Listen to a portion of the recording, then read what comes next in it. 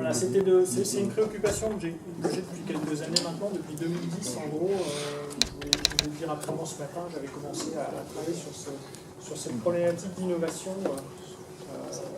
Alors, le lien avec la prospective, il est assez clair, c'est-à-dire que la prospective est née aussi dans un environnement, dans un contexte où il était nécessaire, on est dans les années 50, hein, on voyait poindre où il était nécessaire de changer la société quelque part, de faire que la société avance, se développe dans un sens plutôt que dans un autre. Et donc c'était un peu l'idée de Berger de prendre en main, de vraiment se prendre en main vis-à-vis de l'avenir pour construire un avenir qui soit un avenir souhaitable, durable, vivable, on va dire, pour les hommes et les femmes.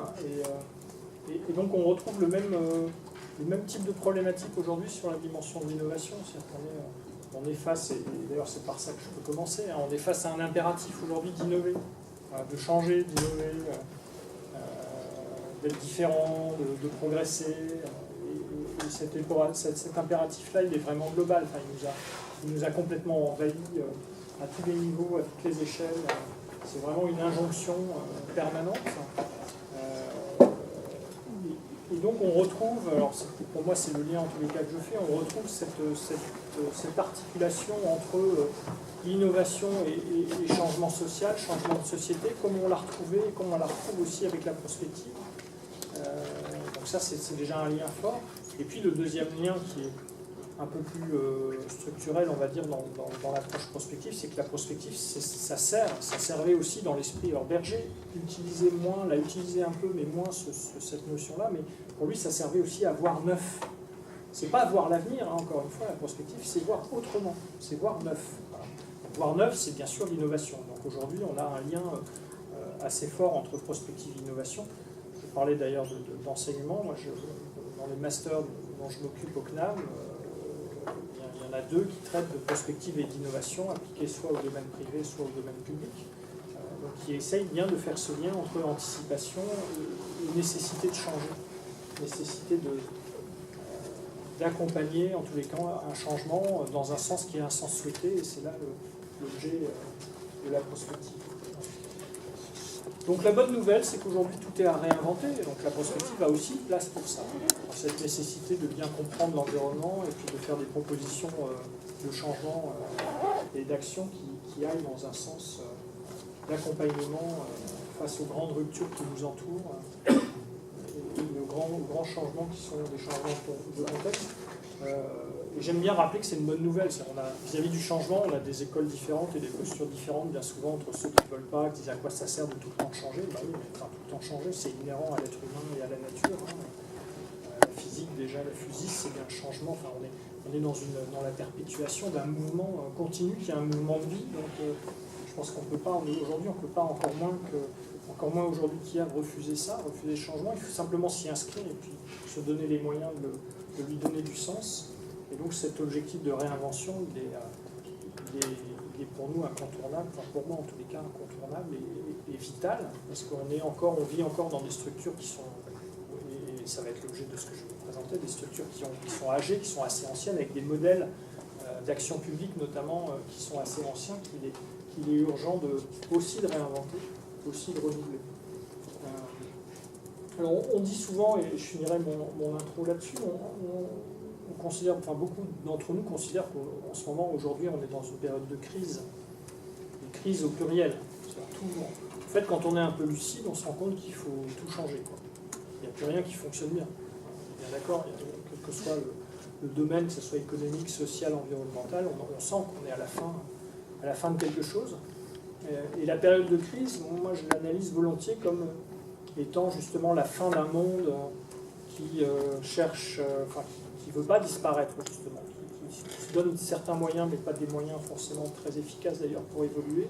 Et puis un monde nouveau qui va émerger avec une vision différente du monde, avec des moyens différents, avec des cultures différentes. Et la crise, c'est ça, hein, c'est aussi deux mondes qui s'affrontent, deux mondes qui s'opposent. Un ancien qui ne veut pas disparaître et puis un nouveau qui cherche à émerger. Et c'est la confrontation de ça qui crée des situations parfois un peu compliquées. Ça, c'est une petite image que j'aime bien, c'est mon mur de la réinvention. Donc, pour vous montrer à quel point tout est à réinventer, c'est tout ce qui s'écrit sur la réinvention. Réinventer, c'est vraiment le mot-clé. Vous voyez que tout y passe, l'Occident, le Japon, la bande dessinée, le travail, la théorie politique, la politique avec Hannah Arendt, voilà, le co-développement, la solidarité. Il faut même réinventer le couple, il faut même réinventer les emballages. Enfin bon, voilà. Il n'y a pas de limite. Hein, on sent bien que voilà, qu'on est à la fin de quelque chose. Pour bien comprendre quand même l'idée qui est derrière, un petit rappel sur, là pour le coup, sur les concepts qu'on utilise, hein, et notamment les différences qu'il peut y avoir entre découverte, invention et innovation, c'est important. Donc une découverte, c'est ce qui résulte en général de la recherche fondamentale, donc c'est une production de connaissances nouvelles, ça part du principe qu'en général l'objet qui est découvert préexiste, hein, bien évidemment, au processus. On peut découvrir plein de trucs, Colomb a découvert l'Amérique, soi-disant, voilà. Newton, la gravitation, enfin, voilà. On est vraiment dans cette idée que on est face à un objet qui préexiste. À côté de ça, on a l'invention. L'invention, c'est en général quelque chose qui est issu de la R&D et qui souvent peut, enfin c'est pas toujours le cas, mais la plupart du temps s'appuie quand même sur la découverte. J'aime bien citer le cas du laser, par exemple, le laser qui est une application assez commune aujourd'hui, dont on ne pourrait plus se passer si quelqu'un par malheur décidait d'effacer le laser et ses applications de notre vie quotidienne, on serait bien embêté. Le laser, il est basé sur une découverte faite par Einstein il y a de nombreuses années avant. Donc on est bien dans cette idée qu'on utilise une découverte et qu'on l'applique à quelque chose de nouveau. L'innovation, c'est encore autre chose. Et souvent on confond invention et innovation, mais une innovation, c'est pas une invention. Une innovation, on considère que c'est une invention qui a réussi. Et c'est là toute la différence. Il ne suffit pas d'inventer, il suffit que ce qui a été inventé soit utilisé, soit diffusé dans la société. Et donc on a plein d'exemples, hein. Ça en est un parmi tant d'autres que je vous montre là. Quand je dis que toutes les inventions ne sont pas des innovations, c'est qu'en effet l'histoire des techniques, l'histoire des sociétés humaines est remplie d'inventions qui n'ont jamais abouti. Voilà, parce qu'elles ont été, comme c'est le cas sur le Newton d'Apple, en avance, trop en avance sur leur temps, sur leur époque, ou simplement trop farfelu, ou simplement... Bon, j'utilise souvent un petit dessin d'ailleurs qui est fait par un Américain au début du XXe siècle, je crois que ça date de 1908, si mes souvenirs sont bons, donc je n'ai pas là, mais que j'utilise fréquemment, d'un homme qui est en chapeau melon et qui est au téléphone. Et sur son chapeau melon, il y a une petite antenne, et puis on voit des ondes comme ça, et donc il téléphone en marchant. 1908. Donc en 1908, ce type-là, il s'est dit, le téléphone, c'est quand même une sacrée invention, mais sans les fils, ça serait mieux, quoi. Parce que les fils, c'est quand même un peu contraignant.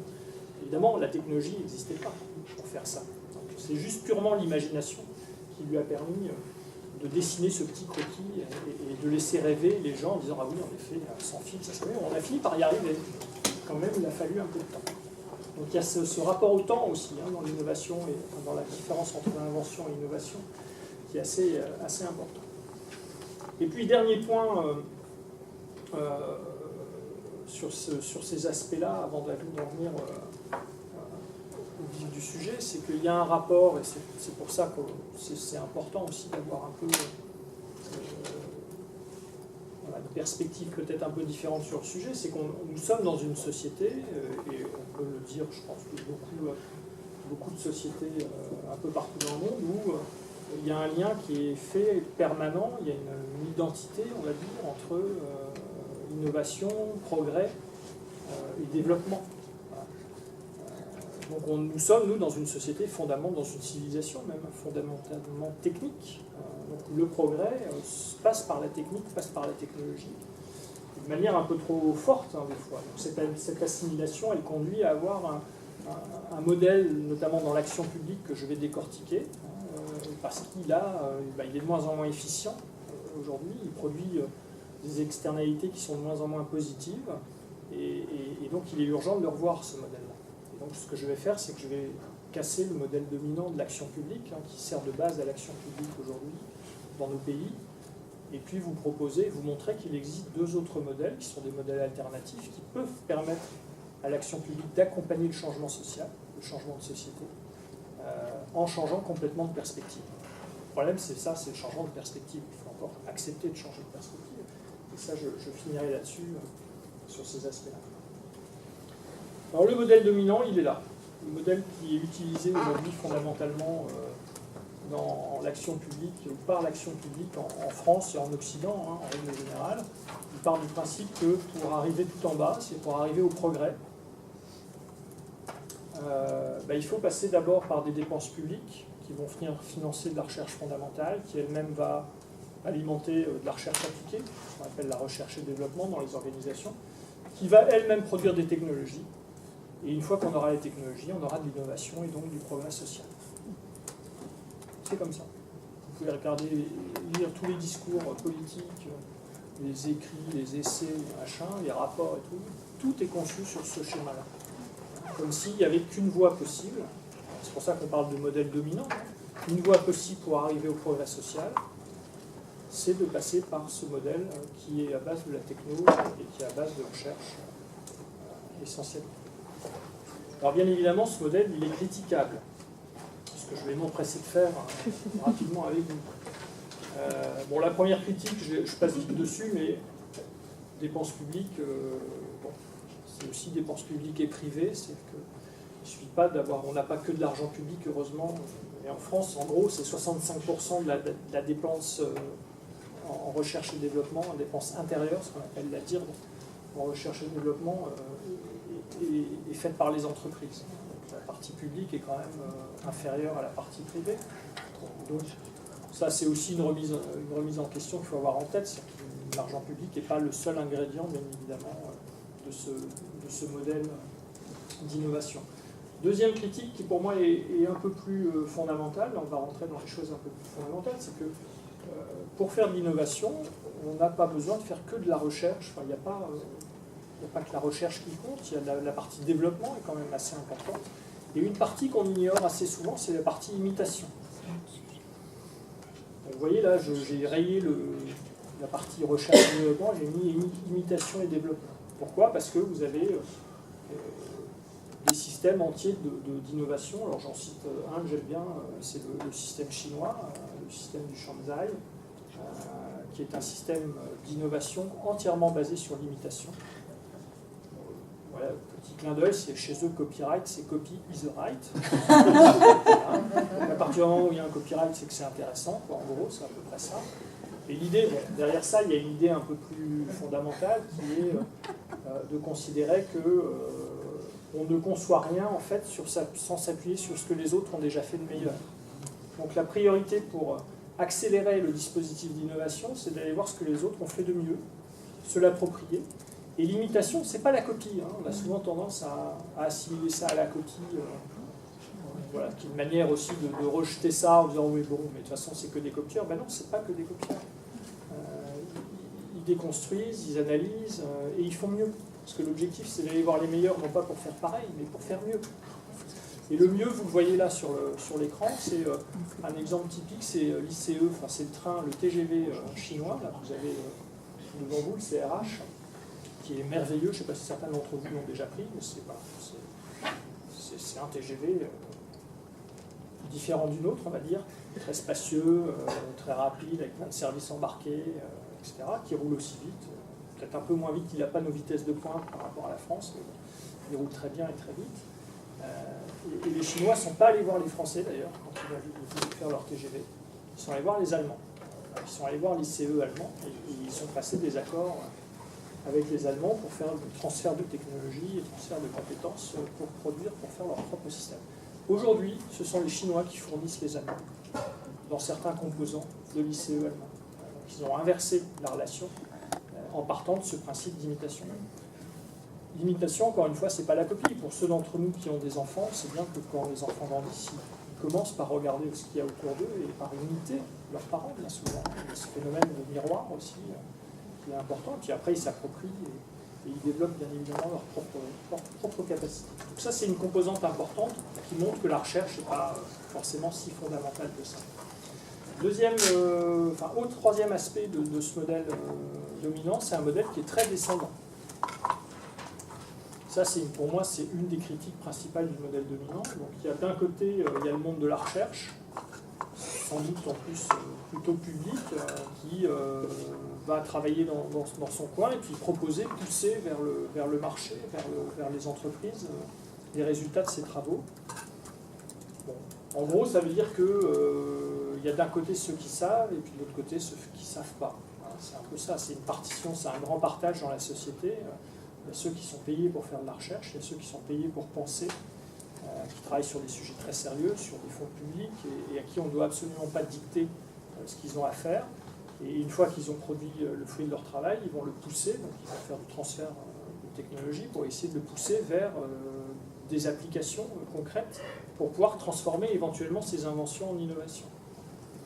Ça ne marche plus. En France, on a dépensé des milliards et des milliards et des milliards depuis la fin de la Deuxième Guerre mondiale sur ce système-là. Et on se rend bien compte qu'on a atteint le bout du bout. Notamment la France est très mal classée dans les classements mondiaux, alors que la dépense est quand même importante. Donc on se rend bien compte qu'il y a un problème d'efficience. Il y a eu une petite amélioration qui a été faite ces dernières années avec les pôles de compétitivité qui ont permis de rassembler sur un même lieu l'offre et la demande, on va dire en gros, donc c'est les centres de recherche, les universités, les entreprises, de manière à donner la possibilité aux entreprises elles-mêmes de faire des demandes auprès des centres de recherche, donc d'inverser un petit peu. Mais malgré ça, on reste quand même dans un système qui est globalement assez descendant, où il y a d'abord ceux qui pensent aux inventions, et puis ensuite, éventuellement, ils s'intéressent à savoir si leurs inventions vont pouvoir avoir un intérêt ou pas pour les utilisateurs ou pour les usagers. Autre critique, c'est aussi un modèle qui est très alimenté par le mythe de la rupture. Alors ça se conçoit un peu, c'est-à-dire qu'on est face à une catégorie de personnes, certains d'entre nous en faisant partie d'ailleurs, où notre volonté c'est quand même de changer le monde. On rêve tous de ça. Alors qu'en plus, quand on est dans les sciences dites dures certainement, et dans les choses très techno, les chercheurs ont tous envie d'inventer la technologie qui va changer complètement le monde du jour au lendemain. Et ça, c'est une illusion énorme. C'est-à-dire que quand on regarde rétrospectivement comment se passent les vraies innovations dites de rupture, on se rend compte que c'est pas en général en claquant des doigts, c'est pas une seule personne qui en est à l'origine, c'est rare, ça prend du temps, ça prend des moyens, c'est souvent des dispositifs collectifs. Et en général, l'innovation, elle est souvent incrémentale, c'est-à-dire elle se construit petit à petit, pas à pas, et pas comme ça, comme si c'était un peu quelque chose qui tombait du haut, qui tombait du ciel, et dit voilà, la solution est là, et ça va tout bouleverser. Donc, même si c'est le moteur, c'est vraiment le désir du chercheur, c'est rarement comme ça que ça fonctionne. Et le modèle dominant, il est orienté là-dessus. Encore une fois, quand vous regardez les discours, les politiques publiques, etc., ce qui est recherché, c'est l'innovation de rupture. C'est celle qui va tout changer. Et c'est celle qui n'arrive jamais. On a fait des erreurs comme ça. Alors on peut parler du Minitel rapide. C'est l'exemple que j'aime bien donner. Le Minitel rapide, c'est le Minitel qui est sorti. Je ne sais pas si ça va vous parler, mais en gros, il faisait 512 kilobits. C'est rien. 512 kilobits, je ne sais même pas dire ce que c'est. Ça n'existe plus maintenant, tellement c'est bas comme débit au moment où Internet apparaissait en France. Donc, c'était une petite erreur d'aiguillage. Là aussi, on va retrouver la prospective d'ailleurs, et puis la prévision technologique qui peuvent avoir un intérêt. Donc, voilà, on a fait, en France, on est assez fort pour ça, pour avoir connu quelques erreurs dans cette optique-là. Autre critique, c'est la R&D. Donc on a parlé de la recherche tout à l'heure, mais il y a aussi la R&D, la fonction R&D en tant que telle. Là non plus, il n'y a pas que, c'est pas le seul ingrédient possible quand on veut être innovant, quand on veut faire de l'innovation. Il y a aussi cette capacité à voir autrement les choses, à anticiper les besoins de la société, donc à faire de la prospective, à briser, à décloisonner, à briser un peu les catégories traditionnelles dans lesquelles on s'enferme. Je parle notamment des segmentations de marché qui enferment dans des profils d'utilisateurs ou d'usagers qui empêchent souvent de voir apparaître de nouvelles catégories d'usage. Donc, toutes ces problématiques de catégorisation. Et puis surtout, il y a l'attitude entrepreneuriale. Donc, il y a un sujet qui monte beaucoup là, depuis ces dernières années, d'ailleurs, ça devient même questionnable par certains aspects. Mais ce qui est clair, c'est que dans l'innovation, ce que le modèle dominant ne voit pas, ou ne prend pas assez en compte, c'est cette attitude entrepreneuriale qu'on trouve bien souvent dans les équipes, ou dans les entreprises, ou chez des individus d'ailleurs, hein, mais qui ne sont pas reconnus en tant que tels dans le modèle dominant. Alors il y a 3 composantes moi, sur lesquelles j'aime bien insister. C'est la prise de risque, qui est propre à l'entrepreneuriat. Bien évidemment, l'action publique pas très, voilà, on va dire, pas très encline à accepter la prise de risque. La bienveillance vis-à-vis de l'échec, alors ça, on pourrait en parler, mais en France, on a un petit problème avec ça aussi. Contrairement à d'autres pays, il ne faut surtout pas parler quand on veut dire qu'on a échoué, c'est pas bien vu. Vous avez des pays où c'est le contraire. Aux États-Unis, par exemple, si vous n'êtes pas capable de dire que vous avez échoué, c'est que vous n'êtes pas bon. Il faut avoir conscience de ça. C'est important de montrer qu'on a échoué et qu'on a justement capitalisé sur ces échecs-là pour s'améliorer. Et puis la place de l'intuition, qui est souvent aussi quelque chose qui est repoussé ou refusé par ce monde voilà, très rationnel, on va dire, du modèle dominant, où on considère qu'il n'y a que la rationalité classique, on va dire, qui peut s'appliquer, et que tout autre ingrédient qui serait convoqué dans un processus d'innovation serait suspect. Bon, alors je vais pas, on pourrait parler des heures sur l'intuition, surtout, et je pourrais passer la parole à Emmanuel, dire l'intuition. Qu'est-ce que tu en penses? Dans la philosophie, ça a une place particulière. Et là, et pareil, quand on va voir les chercheurs, enfin ceux qui ont trouvé, on va dire, donc les chercheurs, les grands chercheurs, tous disent qu'à partir d'un moment où ils ont dû faire des choix et prendre des décisions qui ne sont pas du ressort de la raison ou de la rationalité, en tous les cas pure, mais plutôt de l'intuition sur le chemin à prendre. Ils avaient des choix à faire et les choix, ils les ont faits sans vraiment avoir des arguments très formels derrière. Bon, et puis la dernière critique de ce modèle-là, c'est que l'innovation n'est pas que technologique. Parce que là aussi, on est dans un modèle qui est très, vous l'avez vu, hein, la finalité, c'est la technologie. C'est-à-dire, le progrès passe par la technologie. Alors bien évidemment, l'innovation est loin d'être que technologique, elle est multidimensionnelle. On ne peut pas dire qu'elle n'est pas... La technologie a son intérêt, son importance, mais elle n'entre pas que... Elle n'est pas l'ingrédient principal la plupart du temps, y compris dans les industries à forte composante technologique. Donc voilà un exemple que j'aime bien donner, c'est ce petit outil, là, ce petit instrument, l'iPod, qui maintenant n'existe plus, mais depuis peu d'ailleurs. L'iPod, c'est quelque chose qui a révolutionné le monde de la musique, l'industrie de la musique en quelques années. Là-dedans, il y a 0 technologie Apple. Il n'y a pas une technologie développée par Apple. Apple est d'ailleurs la société dans son secteur qui dépense moitié moins en R&D que ses concurrents. Moitié moins. Donc ça veut dire qu'on peut révolutionner là pour le coup, parce que là ça a bien été, comme l'iPhone par exemple, comme tous ces produits-là, ont eu une part importante dans la révolution de certains usages. On peut faire ça sans développer de technologie, donc sans faire de recherche fondamentale, sans faire de R&D en interne dans une organisation.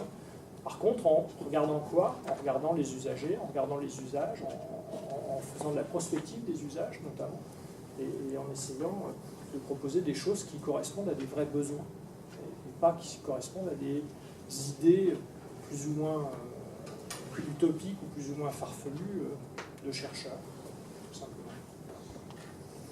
Alors tout ça pour dire qu'il y a 3 modèles. Donc si je reviens sur le premier, je vais essayer de découper à partir de quelques critères.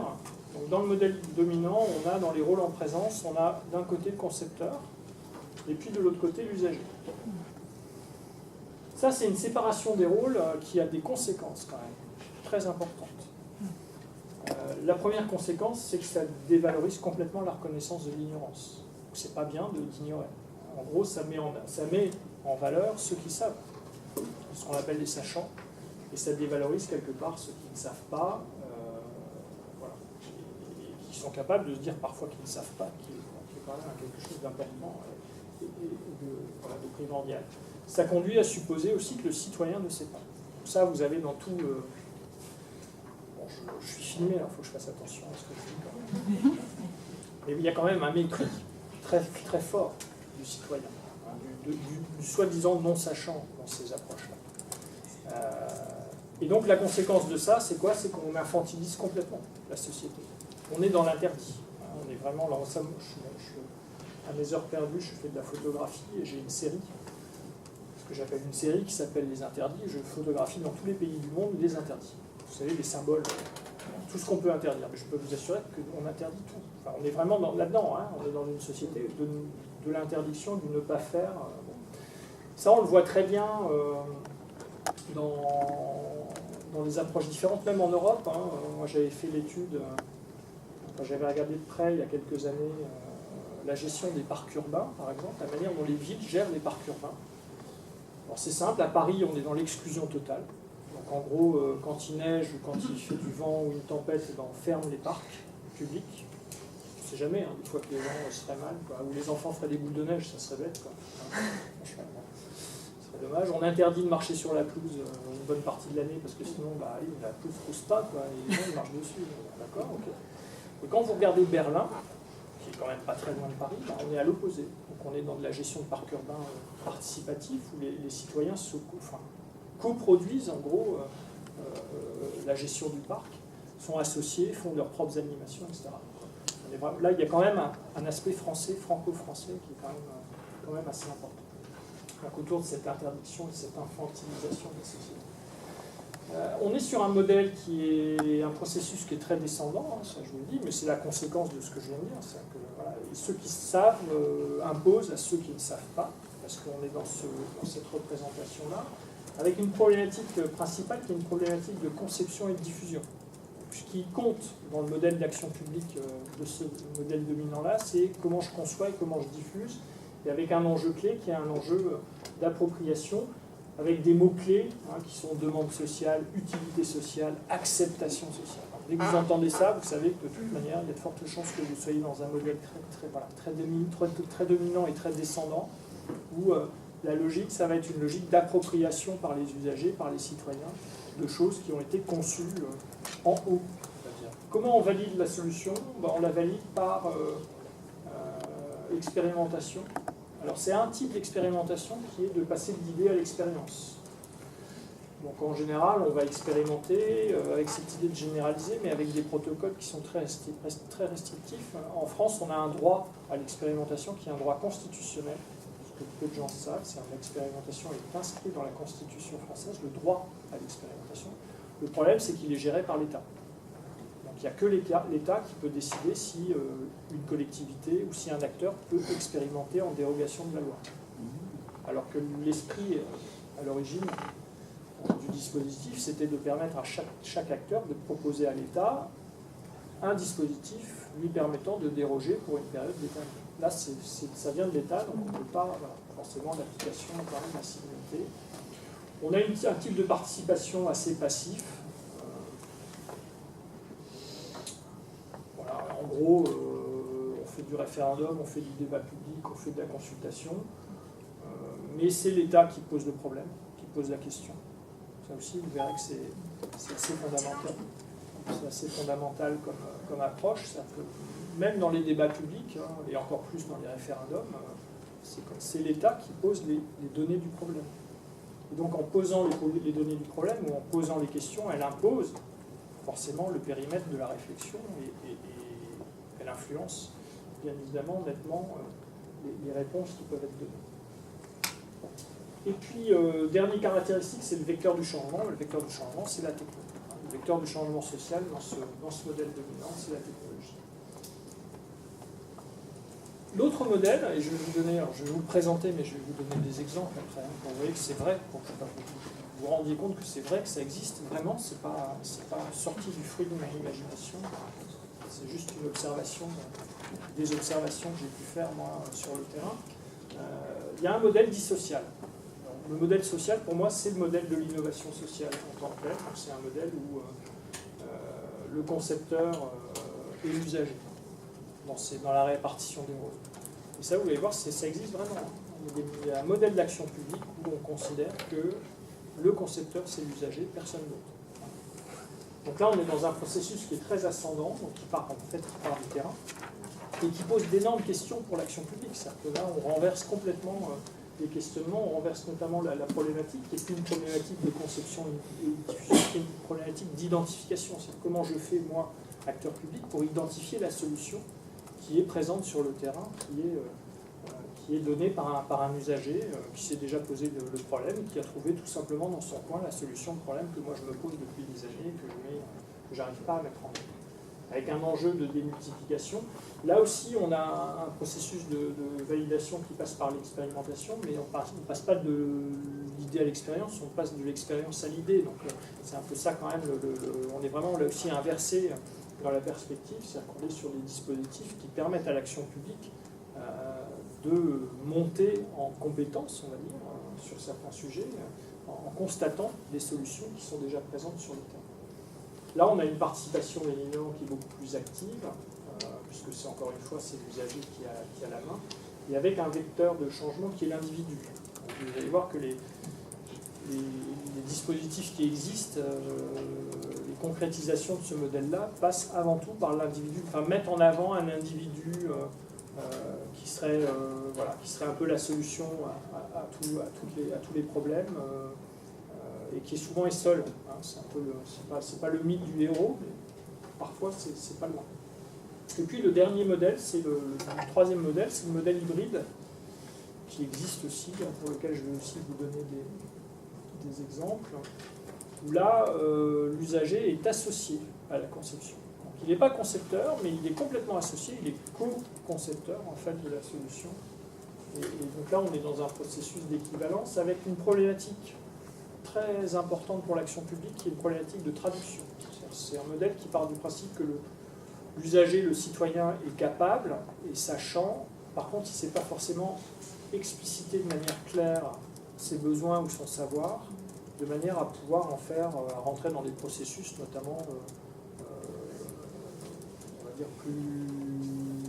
processus de projet, hein, donc, plus factuel, plus processable, je sais pas, on pourrait dire, capable de rentrer dans des processus plus formels. Donc, on fait recours souvent à l'ethnologie, à l'anthropologie, enfin, voilà, à des gens qui vont faire le lien, qui vont faire ce lien de traduction. C'est traduction au sens sociologique du terme, hein, c'est pas la traduction dans la langue, c'est la capacité à exprimer clairement des besoins pour pouvoir aller traduire, pour pouvoir justement les ancrer dans des processus qui vont créer des services qui vont répondre à ces besoins. Là aussi, je vous donnerai un exemple pour que ça soit clair. Avec un enjeu qui est un enjeu d'adaptation, évidemment, de l'action publique au terrain, au contexte, et donc cette difficulté qui est une difficulté d'incapacité à généraliser. C'est un modèle où on ne peut pas généraliser. On ne peut pas dire, tiens, je vais trouver une solution là, je vais l'appliquer partout, parce que c'est un modèle qui part fondamentalement du terrain et des gens, et de l'expression des gens, qui sont des expressions diverses et variées selon les endroits où on va. Donc là, on est vraiment dans de la co-conception en termes de validation, avec une participation bien évidemment très active du citoyen. Et là, un vecteur qui est plus le projet. Là, vous allez voir, et là, ça ressemble assez fort à la prospective aussi. Hein. Donc à cette capacité à mettre autour de la table des gens divers pour aboutir à la co-conception et à la coproduction, parfois aussi, du service. Bon, voilà ces trois modèles. Donc le premier, je voulais un peu critiquer. Je vais vous montrer des exemples des deux autres modèles. D'abord, le modèle social. Le modèle social, il a une origine. Le modèle dit de l'innovation sociale, enfin celui que j'appelle moi un modèle d'innovation sociale, il est à l'origine dans la tête d'un homme qui s'appelle Barack Obama. C'est quelque chose qui est passé un peu inaperçu, mais Obama, dans sa campagne, donc en 2008 et dans les tout premiers mois de son premier mandat, en 2009, il a fait des déclarations, dont vous avez quelques extraits là, qui étaient vraiment révolutionnaires, on va dire. En tous les cas, on n'avait jamais entendu dans la bouche d'un homme d'État, d'autant plus des États-Unis, première puissance mondiale, la reconnaissance de ces problématiques-là, et notamment l'acceptation par un chef d'État du fait que face aux défis qui s'annonçaient, l'administration était incapable d'y répondre. Et que comme l'administration était incapable d'y répondre, il fallait, d'une manière ou d'une autre, associer le citoyen d'emblée, dès le début, dans la prise en compte des problématiques. Et donc il va lancer en 2009, et crée au sein de la Maison-Blanche un bureau de l'innovation sociale et de la participation citoyenne. Avec la mise en œuvre de 3 principes qui vont forger pas mal de politiques publiques dans le domaine. Premier principe, tout le monde a des idées et tout le monde peut agir. Je ne connais pas beaucoup de chefs d'État, moi, capables de dire ce genre de choses. Bon, il y en a peut-être, mais après le dire et puis surtout le mettre en œuvre, parce qu'il ne suffit pas que de le dire. Et donc ça, c'est un principe de participation. Voilà, il n'y a pas de mauvaises idées. Hein. Là aussi, vous retrouvez des choses qu'on dit en prospective, il n'y a pas de mauvaises idées. Tout le monde peut avoir des bonnes idées, tout le monde peut participer, tout le monde peut agir, tout le monde peut être moteur du changement. Et d'ailleurs, c'est à cette condition-là qu'on pourra changer, c'est si tout le monde s'y met. Donc c'est la reconnaissance de ça. Deuxième principe, il n'y a que les résultats qui comptent. Alors on est dans le pragmatisme, parfois nous heurte un peu dans les cultures, hein. Mais c'est quand même ça l'idée, c'est que voilà, les solutions efficaces, les seules solutions efficaces, ben, ce sont celles qui fonctionnent déjà. Donc ça, alors c'est un principe de réalité, mais c'est aussi, ça peut être aussi un critère. Moi j'ai essayé de faire passer ça en France. Quand j'ai fait mon premier travail sur l'innovation sociale, c'était pour une fondation qui s'appelle la Fondation Massif, qui avait décidé de se repositionner sur le thème de l'innovation sociale. Donc ils m'avaient demandé des éléments de langage là-dessus. Voilà. J'avais essayé de leur dire, ben, moi ça me paraît être un principe. Alors, mon principe, c'est qu'il faut arrêter de susciter des idées. Des idées, tout le monde en a, on a tous des idées. D'ailleurs, c'est le principe numéro 1, tout le monde peut avoir des idées. Donc en effet, tout le monde peut avoir des idées. Le problème, c'est qu'on n'a pas besoin d'idées. Face aux défis qui nous entourent, on a besoin de solutions concrètes qui fonctionnent. Donc plutôt que de susciter des idées, de faire des appels à idées, etc., essayons d'identifier des solutions déjà en fonctionnement, déjà en action, et elles ne retenons que celles-là. Bon, ils ne sont pas acceptés, ils ne sont pas voulus. Le principe les a trop heurtés. C'est vrai qu'il y a un côté, bon, voilà. Est-ce qu'on ne risque pas de passer à côté de quelque chose si on ne sélectionne que des choses qui fonctionnent déjà et qu'on ne prend pas en... Oui, il y a cette tension-là entre le potentiel et le réel, hein, qui rentre en compte, qui n'est pas forcément facile toujours à arbitrer, mais qui, là, dans l'esprit du pragmatisme américain, est très présent. Et puis le dernier principe de responsabilité, hein, c'est que personne ne peut agir efficacement seul, donc c'est l'intérêt du collectif, et de mettre en œuvre le collectif. Alors ça a eu 2 conséquences. Enfin, on va dire surtout une conséquence, bon, en dehors de ces principes-là qui ont été appliqués dans un bon nombre de cas développés durant l'administration Obama. Obama s'est fortement orienté aussi, son administration s'est fortement orientée sur la manière dont on noue des partenariats. C'est pour ça que ça s'appelle aussi participation citoyenne, le bureau. C'est comment on crée des partenariats avec des acteurs civils. C'est en gros comment on peut avancer et proposer des solutions au pays sans passer par des partenariats classiques, soit avec des grosses entreprises sous forme de PPP, soit avec d'autres administrations ou des administrations entre elles. Là, c'était comment je passe un partenariat avec des individus, en gros avec des citoyens. Donc il y a eu un gros travail qui a été réalisé sur cette capacité à s'articuler, à articuler l'action publique avec le citoyen. Bon, je ne sais pas si vous vous souvenez, mais les gens de ce bureau-là étaient venus en France, je crois que ça devait être en 2010-2011, dans ces eaux-là. Ils étaient venus à Paris, donc c'était quand même des hauts fonctionnaires de la Maison-Blanche qui étaient venus à Paris, et ils n'étaient pas du tout allés dans les ministères, ils n'avaient pas rencontré le président de la République, ils étaient juste allés dans les banlieues, il y avait ça qui les intéressait. Ils étaient allés à Saint-Denis, en Seine-Saint-Denis, etc., rencontrer les leaders de banlieue, parce que c'est ça qui les intéressait, et qui les intéresse toujours d'ailleurs, puisque c'est devenu quelque chose d'assez récurrent maintenant dans les politiques américaines, c'est d'aller voir avec ceux qui sont capables, directement sur le terrain, avec ceux qui sont capables d'entraîner les populations dans des logiques de changement, pour voir avec eux comment ils pouvaient en effet les accompagner dans ces processus. Bon, inutile de vous dire qu'avec 45, les choses ont changé. Vous savez qui c'est 45 ? Dont on ne dit pas le nom. Le 45e président des États-Unis. Les choses ont un peu changé. Donc voilà, il y a encore des choses qui existent et qui perdurent, mais c'est quand même un peu plus compliqué que ça. Donc voilà, ça c'est vraiment l'origine de cette pour moi, de cette approche sociale. Donc c'est vraiment voilà, la reconnaissance du rôle du citoyen et de l'individu comme étant à l'origine de solutions face à des problématiques qui sont des problématiques qui concernent tout le monde et qui dépassent très nettement les capacités de l'action publique et donc qui nécessitent d'associer action publique et action citoyenne pour faire de l'innovation sociale, c'est-à-dire du changement social qui soit un vrai changement social. Donc ça, c'était le premier exemple. Deuxième exemple, c'est une petite ville d'Angleterre qui s'appelle Totnes. C'est une petite ville qui se trouve dans le Devon. 8000 habitants à peu près. Et cette petite ville est à l'origine d'un mouvement mondial qui s'appelle les villes de transition, Transition Towns. Qu'est-ce qui s'est passé dans cette ville? Il y a 3 citoyens qui se sont dit il serait temps qu'on avance parce que si on attend les pouvoirs publics, si on attend l'État, on n'y arrivera pas. Donc prenons-nous en main et puis voilà, voyons ce que ça peut faire, le changement. Comment on pourrait changer? Alors ils ont pris pour ça, ils ont pris un objectif, ils se sont mis dans une situation d'avenir, ils se sont projetés. C'était à une époque où on parlait beaucoup du peak oil. Je ne sais pas si vous vous souvenez de ça, maintenant on ne parle plus du peak oil, c'est d'ailleurs assez étonnant. Donc c'était le peak oil, c'était cette fameuse période où, à partir de laquelle on basculait dans le fait de ne plus avoir de pétrole, donc d'avoir de moins en moins de pétrole, et nous conduisant à une situation où il n'y aurait plus du tout d'énergie non renouvelable, enfin en tous les cas de pétrole notamment, et nous conduisant à des situations très particulières. Donc eux, ils se sont dit, bon, plutôt que d'attendre que le peak oil arrive, faisons comme si le peak oil était là. Et donc réinventons notre quotidien, en considérant que l'énergie est une ressource rare.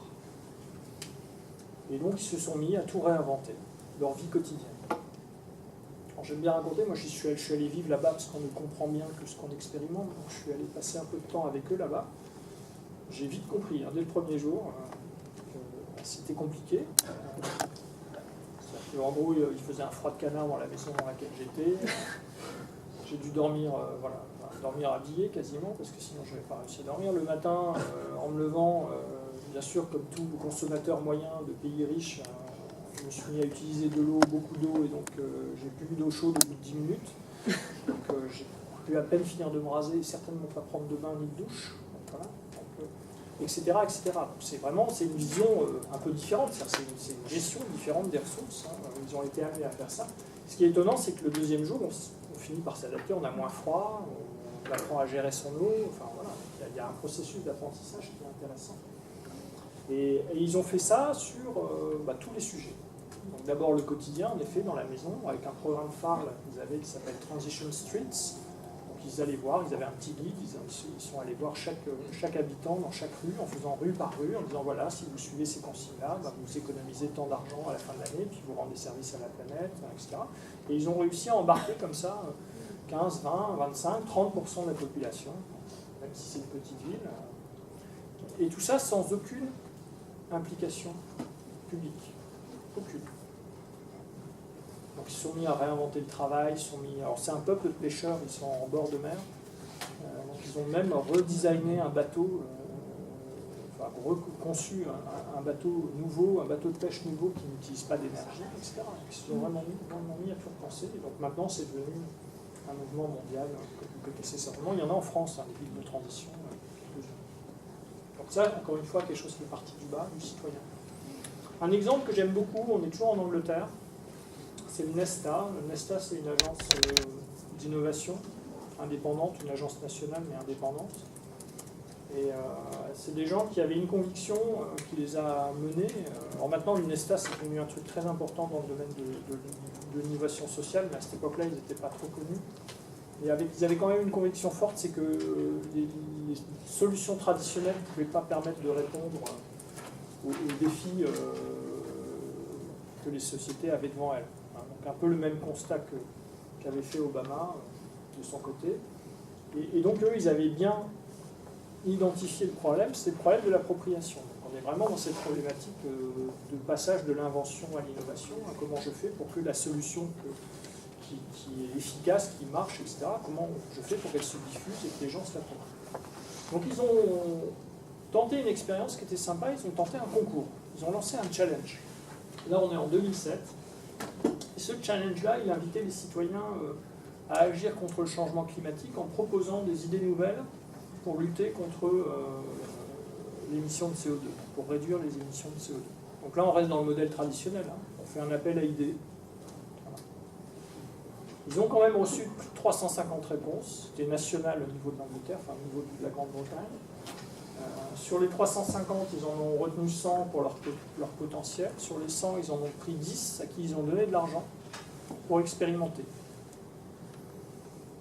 Et puis, au bout d'un certain temps, sur les 10, ils ont fini par en retenir 4. Ceci étant dit, ces 4-là, les solutions qui étaient proposées, qui avaient été mises en œuvre, expérimentées, dépassaient et de loin les objectifs que la Grande-Bretagne s'était fixés en réduction des émissions de CO2. On était face à des projets issus du terrain, issus des citoyens, hyper performants. Donc là aussi, on est quand même dans le renversement d'un modèle plutôt traditionnel, plutôt de... Par contre, ils se sont rendus compte d'un truc, c'est qu'il y a plein de projets qui n'avaient pas été financés, qui avaient continué. Donc les gens, ils avaient réussi à créer des dynamiques locales en lançant cette idée de challenge, de concours. Et les gens s'associant, se regroupant, on dit, bon, de toute façon, c'est pas grave, on n'est pas financé, mais on est bien parti, donc on y va. Ils ont créé un concept, comme les Anglais savent très bien le faire, de mass localism. Donc en gros, difficilement traduisible, mais l'idée, c'est de faire de l'action locale à une échelle globale. Comment je fais de l'action locale à une échelle globale? Et ça, c'est devenu maintenant un must dans l'innovation, dans les politiques d'innovation, c'est les concours. Tout ce qui est concours challenge, même les entreprises s'y sont mises. On lance des concours et ça veut dire qu'on décloisonne complètement. On ne s'adresse plus à une population particulière. On va pas, quand on a même un problème de recherche pointue, des gens comme Bill Gates savent très bien le faire avec la fondation Gates, par exemple. On a un problème, on a un challenge, on a un défi. Le défi, on l'offre à la planète entière. On ne va pas avoir une catégorie d'acteurs en particulier sous prétexte qu'elle sait, parce qu'en général, la seule chose qu'on sait, c'est qu'elle ne sait pas, parce que si elle savait, on aurait déjà la solution. On est d'accord, donc il faut sortir de là. Donc ça, c'est un moyen de plus en plus efficace et effectif, en tous les cas, pour essayer de sortir justement des logiques dominantes d'innovation. Un autre exemple que j'aime beaucoup, c'est Google. C'est Google, mais c'est Google. Vous voyez ce que je veux dire? Donc pour ces 10 ans, parce que ça faisait déjà 10 ans, maintenant ça fait 20, pour fêter ces 10 ans, Google a lancé un appel à idées. Là je vous cite, parce que c'est des citations qui sont importantes, c'est des discours qui sont importants, pour changer le monde en espérant venir en aide au plus grand nombre. Ça c'était l'objectif. Comment venir en aide aux autres et comment offrir l'aide la plus utile? Nous n'avons pas les réponses, mais elles existent. Certainement, quelque part. Là, on est typiquement dans un marqueur de l'innovation sociale, c'est-à-dire que les défis, on les connaît. Moi, je n'ai pas la solution, j'ai juste l'argent, j'ai juste les moyens, j'ai juste des moyens, avec Google, des moyens assez colossaux pour diffuser quelque chose. La seule certitude que j'ai, c'est que ça existe, la solution, elle existe. Donc l'idée, le seul problème que j'ai, c'est comment je fais pour identifier cette solution. Donc là, un concours lancé, 150 000 idées qui remontent. Idées pour certaines déjà actives, hein. Là on n'est pas dans l'idée pure d'ailleurs. 170 pays, 25 langues, ils en ont fait aussi, comme le Nesta juste avant, un outil de management interne, de mobilisation en interne, en mobilisant des milliers d'employés. Ils ont sélectionné 16 idées au final, 16 projets. Ils ont passé au vote, ils ont fait voter les internautes, et les internautes en ont retenu 5. Et ces 5 projets ont eu entre 1 et 3 millions de dollars chacun. Il y a de quoi faire. Dans ces 5 idées-là, il y en a une qui a révolutionné le monde de l'enseignement. Vous ne le savez peut-être pas encore, mais là vous allez le savoir. Est-ce que ça vous dit quelque chose ou pas? Alors je vous dis qui c'est. Voilà. Dans les 5 idées retenues, il y en a une qui était portée par un jeune qui s'appelait Sal McCann. Sal McCann, il avait développé déjà une plateforme sur YouTube, hein, il s'était servi de YouTube, des petites vidéos d'enseignement, de choses très basiques, hein, comment faire une règle de 3, comment faire une addition, comment faire une soustraction, etc., qui avait connu un succès énorme, notamment en étant sous-titré dans toutes les langues, enfin dans un nombre de langues incroyable à travers le monde. Bon, voilà. Et donc tout naturellement, les internautes ont voté pour lui, parce qu'il y avait un projet, il y a un vrai projet de changement social derrière, évidemment, d'éducation, etc. Et donc, Salma Khan est financé par Google, on peut créer la Khan Academy, monter un peu en puissance, etc. Et puis un jour, Salma Khan est invité à faire un TEDx. Vous voyez ce que c'est, TEDx? Alors, pas n'importe où, le TEDx d'origine, celui qui est en Californie. Donc, il monte sur l'estrade. Pardon? Ça parle peut-être pas à tout le monde. TEDx? Vous savez ce que c'est, les TEDx? Non. C'est des petites séances, des petites conférences, des mini-conférences, mais très courtes, hein, de 8 à 10-12 minutes maximum, où quelqu'un vient exposer une idée forte. Et en général, les gens qui font des TEDx, c'est des gens qui ont des messages forts, qui sont reconnus pour avoir des messages forts à faire passer. Donc c'est une manière, de faire connaître des idées, de faire connaître des projets, de faire connaître des solutions de manière très large, parce que c'est filmé, c'est diffusé sur Internet. Le fondateur de TEDx, enfin c'est pas le fondateur, mais celui qui a géré pendant longtemps TEDx, c'est Chris Anderson, c'est un des gourous de la technologie aux États-Unis. Donc le fait est, c'est que Salma Khan monte sur cette estrade lors d'un TEDx événement mondial donc, en Californie, et celui qui l'introduit s'appelle Bill Gates. Ça va, quoi. Donc Bill Gates se tourne vers Salman Khan pour le présenter au public, et il dit, ce jeune-là, c'est l'avenir de l'enseignement. Et dans la salle, il y a un type qui se dit, merde quand même, lui il fait une vidéo, il a 100 000 personnes qui regardent son truc, moi je suis un prof d'intelligence artificielle à Stanford, j'ai 20 gugus devant moi, moi j'en ai marre d'avoir 20 gugus devant moi, je préférerais avoir 100 000 personnes. Bien sûr, on en est tous là, hein, on rêve tous. Hein. Et donc il invente ce qui va devenir le premier MOOC, qui va rencontrer un succès incroyable, parce qu'il va avoir 160 000 inscrits du monde entier, ce MOOC sur l'intelligence artificielle de Stanford. Et c'est de là que va partir en effet le mouvement des MOOC, alors qui, quand je dis c'est la révolution de l'enseignement, c'est ce qui est marrant d'ailleurs, c'est qu'au début, quand c'est sorti, c'était tout le monde y croyait dur comme fer, ça serait la révolution de l'enseignement supérieur. Bon, maintenant, les choses se sont un peu calmées, mais le système perdure, hein, et les MOOC existent toujours. Bon. Donc ils ont quand même. Vous voyez comment on peut partir d'une petite idée identifiée par un acteur majeur comme Google, qui a que des moyens, qui a des questions et des moyens, mais qui n'a pas de solution et qui n'a pas de réponse, et arriver à quelque chose qui soit un vrai game changer sur un sujet, sur un domaine. Bon, un exemple d'hybride, là, pour le coup, là on était plus dans l'innovation sociale, mais dans le modèle hybride, un exemple qui est classique maintenant, mais qui montre bien où vont des pays comme la France, même si je reviendrai là-dessus pour finir, c'est un peu plus compliqué que ça. Donc là, on est encore en Angleterre avec une agence régionale, donc une agence qui s'appelle le SIP, c'est le Social Innovation Lab for Kent. Donc là, on est dans le Kent, c'est un autre comté. C'est une agence qui est rattachée à un Léquéen, un conseil régional là-bas, avec deux objectifs, c'est de permettre aux agents publics de travailler ensemble pour répondre aux enjeux du territoire. Donc il y a cette logique de transversalité, hein. C'est un programme en fait, c'est pas un service, c'est pas un département, c'est un programme transversal au sein des services de la région. Et puis de mettre le citoyen au centre des dispositifs de conception à partir de ce qu'on appelle le design thinking. Ça fait partie des premiers utilisateurs il y a quelques années de cette méthode de conception orientée utilisateur qu'on appelle le design thinking. 3 convictions portées par le cycle, et vous allez reconnaître là aussi les marqueurs de ces modèles alternatifs. 1, les bonnes idées peuvent venir de n'importe qui ou de n'importe où. Ça devient un classique. 2e conviction, les individus sont les meilleurs experts de leur vie, de leur famille et de leur communauté. Et puis, 3e conviction, c'est que plus il y a de personnes impliquées, plus il y a de chances que les solutions proposées fonctionnent. C'est que du bon sens.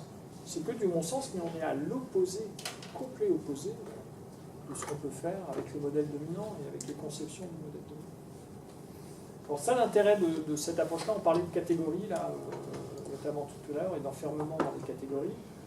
Un des résultats, moi, que j'avais trouvé assez sympa, c'est que ça les a amenés à développer un service spécial. Donc ils ont redesigné une bonne partie des services publics, ils ont vraiment remis à jour, renouvelé, réinventé, on pourrait dire, certains services publics pour les citoyens. Il y en a un, alors avec des approches inédites, dans le sens où elles partaient des besoins et de l'expression des besoins des citoyens. Donc c'est eux qui utilisent notamment des ethnologues pour aller étudier dans les foyers comment les gens vives, etc., pour faire remonter des informations qui aidaient à la traduction des besoins.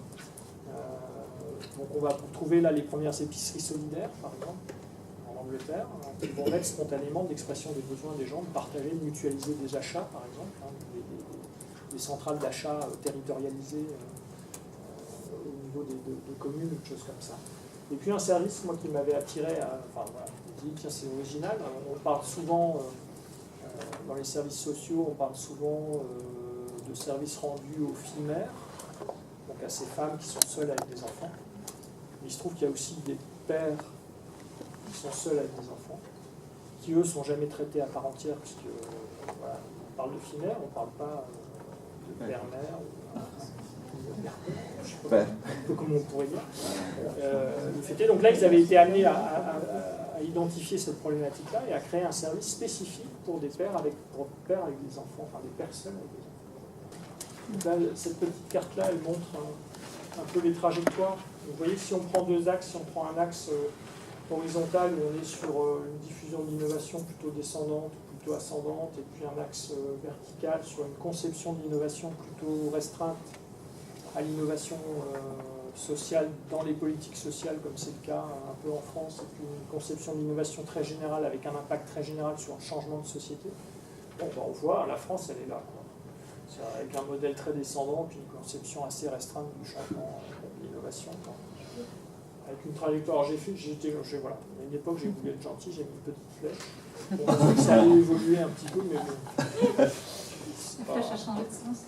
Voilà, dans le temps, je pense que malheureusement, il y a eu des tentatives, notamment au niveau français, d'aller vers le modèle hybride, avec certains services de l'État, et puis un peu la mise en place du design thinking, de tentatives de mise en place du design thinking au niveau de l'État, mais bon, ça n'a pas donné grand-chose. Les États-Unis sont à la complète opposée, pas été, avant 1945 en tous les cas. Angleterre plutôt là, au milieu, entre les deux, puis une commission européenne qui commence à se déplacer là pour le coup, puis qui est vraiment franchement en train de se déplacer vers une conception beaucoup plus descendante, plutôt ascendante de l'innovation, donc avec la prise en compte de plus en plus forte, de plus en plus large des processus citoyens et des dynamiques citoyennes et participatives. Ça c'est assez clair et c'est assez net. La France, il y a un problème en France. Je ne pense pas que ça soit que franco-français, mais en tous les cas c'est très présent en France, c'est qu'on a un problème avec l'égalité en France.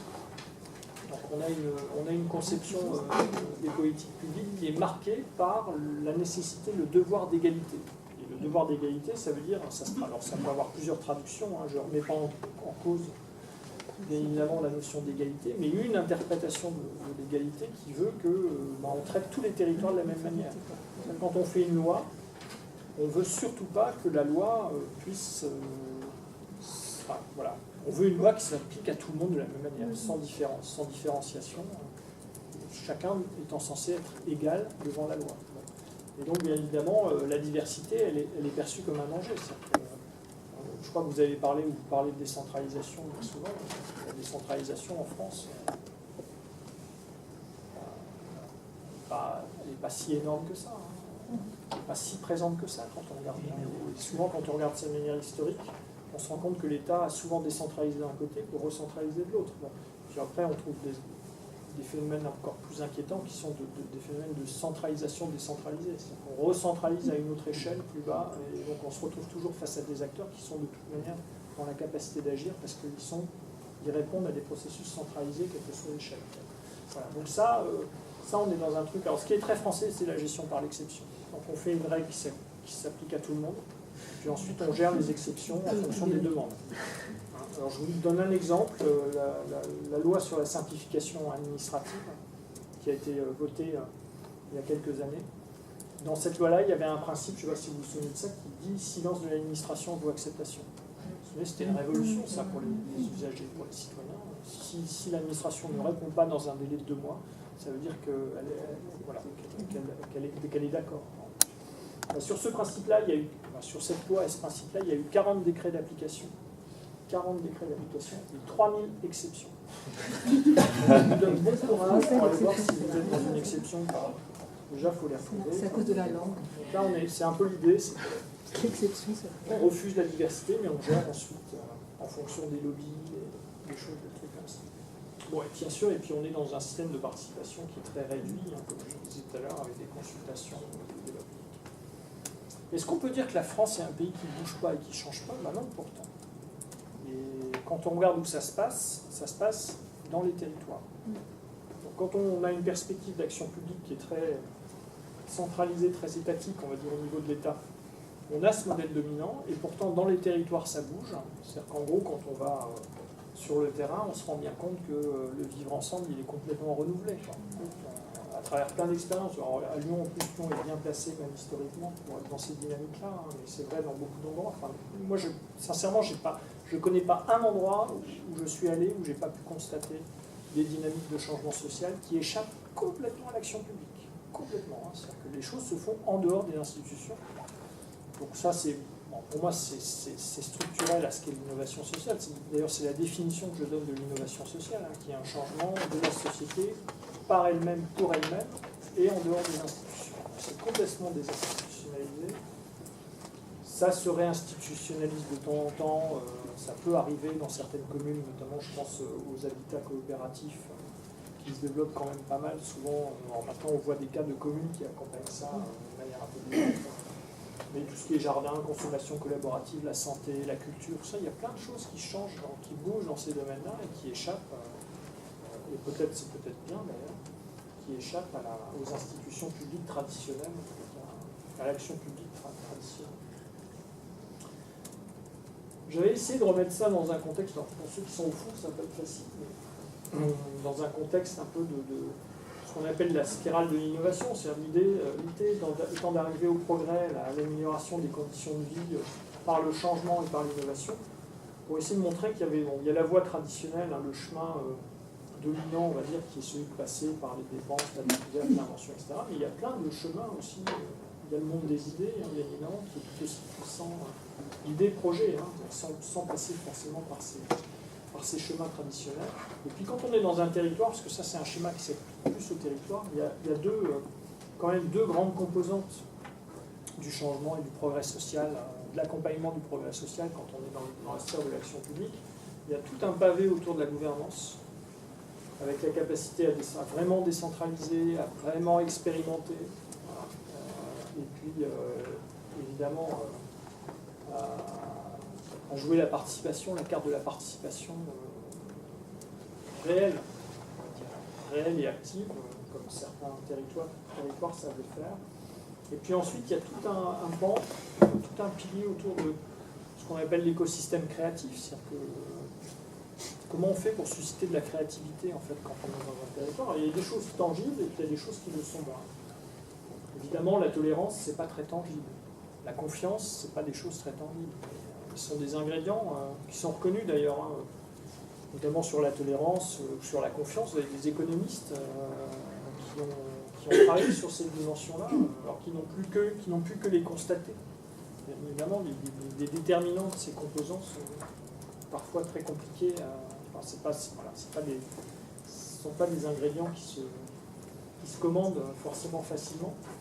Mais c'est pour certains, oui, le débat, et d'ailleurs il y a peut-être des liens et des corrélations entre certains de ces ingrédients-là. Susciter le débat, faire de la prospective, donc c'est-à-dire donner la capacité aux citoyens de se projeter. Là, j'ai un projet de recherche en ce moment là-dessus, justement d'études des représentations citoyennes de l'avenir dans les problématiques de transition énergétique, par exemple. Essayer de regarder, voilà, donner la capacité aux citoyens de se projeter dans l'avenir et d'exprimer un avenir souhaitable, ça fait partie du sujet. Permettre aux citoyens de débattre, ça fait partie évidemment des ingrédients importants. La place de l'art, on pourrait là aussi en parler longtemps, mais voilà, il y a une place primordiale qui peut être donnée à l'art comme média, enfin comme capacité à partager voilà, avoir des choses communes et des approches communes. Et puis bien évidemment après des choses qui sont du ressort de la politique publique comme la mobilité, comme l'entrepreneuriat, l'accompagnement de l'entrepreneuriat, etc. Voilà. Donc ça c'est des conditions pour moi qui sont importantes dans les territoires, à avoir dans les territoires. Et donc la prospective à sa place, c'est une place importante d'ailleurs dans ce dispositif-là, pour permettre un changement social. Là encore une innovation qui ne soit pas orientée uniquement sur la techno, une innovation qui soit ancrée dans la société, qui permette le changement de société dans une direction qui soit une direction acceptée par tous. Merci beaucoup de m'avoir écouté. J'ai fini.